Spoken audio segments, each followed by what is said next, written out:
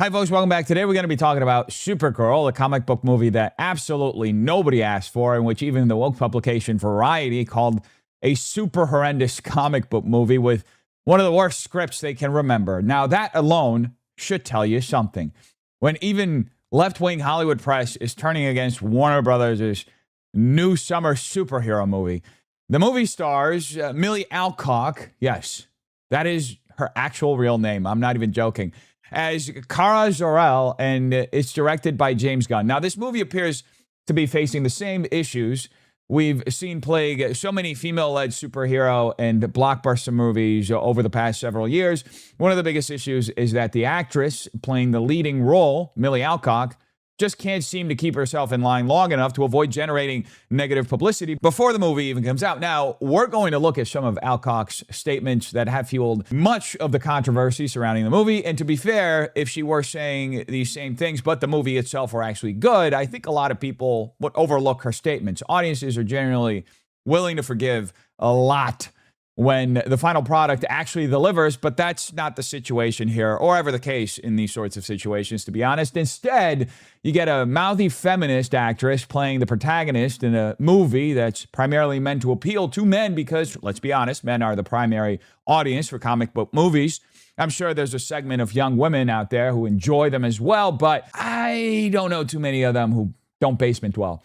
That said, if the movie were actually good, I think most people would excuse or simply ignore these sorts of comments like the ones Alcock is saying. But the reality of the situation is that the movie is just awful. And we're going to look at some of the reviews because they are showing just how horrendous the movie is. I mean, look, folks, it's bad. I'm not going to really beat around the bush. It's really bad. Anyway, without further ado, let's dive into some of the statements that Alcock made during the promotional tour leading up to the movie's release. Here's what she said in one of her red carpet interviews. It wasn't, but in honor of Pride Month, as I'm getting all these questions, I don't know. I think that what makes this film so beautiful is that it's not centered around a man. It's not centered around love at all, if anything. But we'll see. I don't really know. But I don't know. I don't know. She'd probably go both ways. So let me see if I got this straight. She hates men, right? And she's bisexual, which is already a contradiction in and of itself, but who cares? Am I right? Again, the movie isn't centered around love or men or romance or any of that. So why are you even talking about it? Why do you have to inject Pride Month into this? Who cares? Seriously. This is so absolutely brainless. Why do you have to inject this level of wokeness and intersectionality into every aspect of culture? Why can't you just be what you claim to want to be? Just be the hero who goes out and saves people. That's it. If somebody asks you one of these questions on the red carpet, it's incredibly simple to handle. Just say, you know what? That's not relevant. Thank you for the question, though, and move on. That's literally all you have to do. But evidently, these people, these actors, these actresses either aren't media trained or they simply can't help themselves, because this is very reminiscent of Rachel Zegler during the whole Snow White press tour. Needless to say, the lesson clearly wasn't learned for these actresses.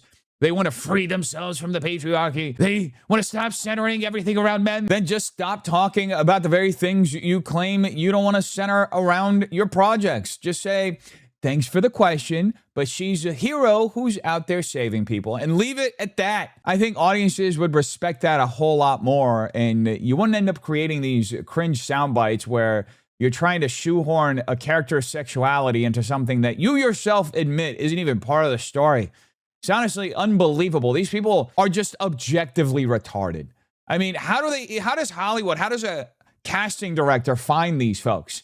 Do they just purposely cast somebody with a porn star style name who's just going to spend the entire press tour talking about their character's sex life and sounding absolutely retarded as they do so? Have you heard from the fans, specifically from the LGBT community, about how they've been able to relate to your character? I've just had a few people ask me about her and about her because it's Pride Month and all that, and I think that she's a really great representation of what a modern woman can be. She can be strong, she can be tough, she can be messy, and I love how this film doesn't center around any sort of love, it doesn't center around romance or anything like that at all, and she has such resilience that I think that community is a community that is so resilient, and they can really relate to that in that, and I'm really honored that they can connect with her. Yeah, there are a few different things this clip adds on to the last thing we just saw. First off, awful tattoos, bro. Like,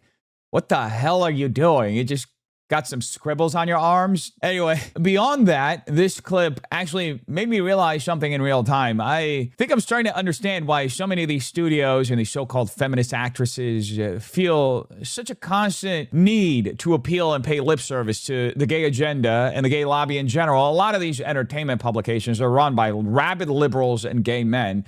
And I guess these women just want positive reviews. That's probably why they're always appealing to this gay audience, and it's probably why these questions even come up in the first place. I mean, look, again, who cares that this movie is launching during Pride Month?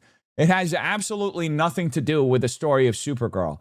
The character's sexuality has nothing to do with her ability to save people, and it doesn't even matter within the scope of the movie itself. It shouldn't matter. Being gay isn't a job requirement to be Supergirl, and it's not some extra qualification either. I don't care whether she can eat box better than anybody else. I care whether she can save a busload of children falling off the Manhattan Bridge. Can we just get our heads on straight here? What is this obsession with injecting pride into everything? Again, that's kind of a rhetorical question because I think we already answered it just a moment ago. But here's the thing.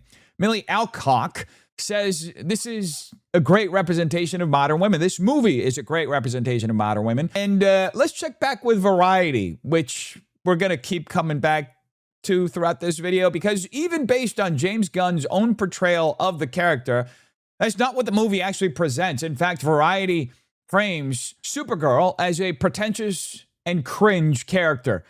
They dismissed the film, writing, "Here's a key thing to know about Supergirl, the second outing from James Gunn's DC studios. The entire movie thinks it's punk rock." They continue by describing Kara Zor-El as, rather than being the spunky Supergirl of legend saving earthly lives in a primary-coated spandex suit, she is in fact an interplanetary drunk in a Blondie t-shirt, bopping from one area of dystopia to the next. Is that really what the modern woman is supposed to be? An absolutely degenerate drunk who's cringe? Seriously? Is that what Alcock wants the modern woman to be? And remember, this isn't just some conservative publication saying this. This is Variety, a woke, far-left entertainment outlet calling the movie super horrendous. That's what makes the contradiction so insane to me. Alcock is out here calling this a great representation of modern women, while even sympathetic reviewers are describing the character as an obnoxious, pretentious alcoholic that nobody would actually want to be around. Needless to say, all of this completely undercuts the message that Alcock is trying to sell about women being strong and empowered by this movie. A drunkard who's an asshole, a cringe asshole that nobody would actually enjoy interacting with. Really? That's the standard now for modern women? That's a great representation? If anything, this movie isn't a great representation of the modern woman. It's a representation of just how low the standards have become for modern women. If this is what Hollywood considers empowering, then all they've actually done is expose how far our culture has fallen. So thank you, Alcock. Thank you for saying the quiet part out loud. You ever watched the original Supergirl movie? I haven't. Do you watch a lot of comic book films? Sometimes. Sometimes? Yeah. Have you gotten more into it through this experience and James Gunn kind of telling you about the ropes? Yeah, definitely. Yeah, I'd say my favorite like superhero film is The Incredibles. Yeah. That film Great choice. is so good. Both of them. Amazing. And we'll get a third one soon too. Hopefully, yeah. Here's the thing. I don't think it's really necessary for an actor or actress to watch every previous movie ever made about the character they're portraying. But I do think it's important for them to understand the culture they're stepping into, because this is exactly what happens when you cast somebody who has no real understanding of comic book culture or hero culture in general to play one of the biggest comic book characters in the entire DC universe. You end up with this kind of cultural dissonance where the actor brings in their own beliefs and their own understanding of what the character should be, then injects that into a culture that's almost the complete opposite. It's like going into 19th century Germany and trying to talk to everybody in Chinese. They're not going to get it because that's not part of the culture that they're operating in. It's simply the wrong framework and the wrong language. Comic book culture and superhero culture are built primarily around a hyper-masculine understanding of heroic virtue. Those virtues are bravery, loyalty, integrity, honesty, strength, perseverance, self-sacrifice, and protecting the weak. A lot of those values are also rooted in Christian morality. But if you don't even have a basic understanding of the cultural framework you're entering, and instead you inject this neo-Marxist, post-fifth wave feminist, intersectional worldview into something whose values don't even align with what you've been hired to portray, you're basically setting your own bear traps and then stepping right into them. It's no surprise that Alcock is getting the backlash she's getting once you consider all of that. I mean, she said her favorite superhero movie is The Incredibles. It's not really a superhero movie, folks. It's a kid's animated movie that happens to have superhero elements in it. If I were preparing for this role, I wouldn't start with The Incredibles. I'd start with something like Richard Donner's Superman movies. I'd watch the original Christopher Reeve movies from the late 70s and early 80s so I could understand at the most basic raw level what Superman, and by extension Supergirl, is actually about. That's why instead of understanding that scope, you have this chick out here talking about Supergirl sexuality. That's the world that we're operating in, this constant cultural dissonance. That's why she's clearly a fish out of water. That's why she's not prepared to sell this movie, because she doesn't even fundamentally understand what people are actually showing up to watch, what they're buying when they go and sit through a Supergirl movie. People don't watch Supergirl because they're curious about her sex life. They care that she's capable of saving people, saving the world, and embodying courage, integrity, sacrifice, and strength. And yes, there's an aspect of sex appeal to these characters, these comic book characters, but it's not the primary selling point. Unless, of course, you're a sex addict or a porn addict. In that case, I'd say seek therapy. And to be honest, it doesn't even matter whether it's Superman, Supergirl, male or female. What matters is that the character embodies those virtues. Yes, they're universal values because women admire them too, but historically, they were expressed through male heroes, which is why Superman became such an iconic figure. Supergirl was created to bring those same heroic virtues to a broader audience and to include women. The comic book writers wanted to expand the audience and inspire girls with the same ideals as Superman inspired in boys. Culture is fundamentally about values, that being what qualities you want society to strengthen and prioritize. In this case, selflessness, courage, sacrifice, helping people, saving people. All of these are universal values, and yet here you have Alcock arguing against the very reason the character exists.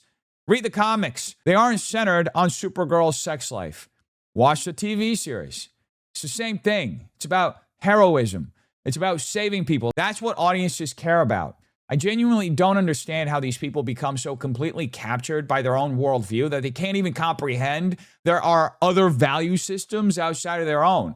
They're so thoroughly trapped in this grievance-driven, solipsistic perspective that they fail to recognize they've been hired to portray values that exist in a completely different cultural tradition. In Alcock's case, she's been hired to represent heroic ideals to an audience whose expectations are rooted in a value system that is almost the exact opposite of the victim-driven post-woke ideology she keeps trying to inject into this character with these feminist grievances.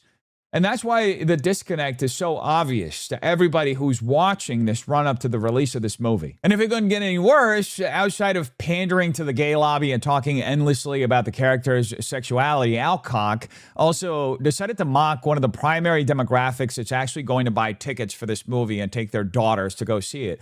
According to the New York Post, Supergirl actress mocks critics, says a lot of them are Christian dads. They're covering an interview she did with Variety where Alcock discussed the backlash surrounding her rise to the lead role in DC Studios' upcoming Supergirl movie, and said she's learned to tune out online outrage as scrutiny around the blockbuster has intensified. Alcock said, "But I mean, whose opinion do you really care about? If you're pissing off the right kind of people, you're doing okay."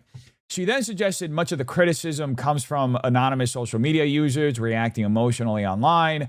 She continued saying it's from a lot of people whose profiles have no photo, who are burner accounts, or someone's name and then dad or Christian. which is hilarious to me. Now, needless to say, people say a lot of nasty things on the internet.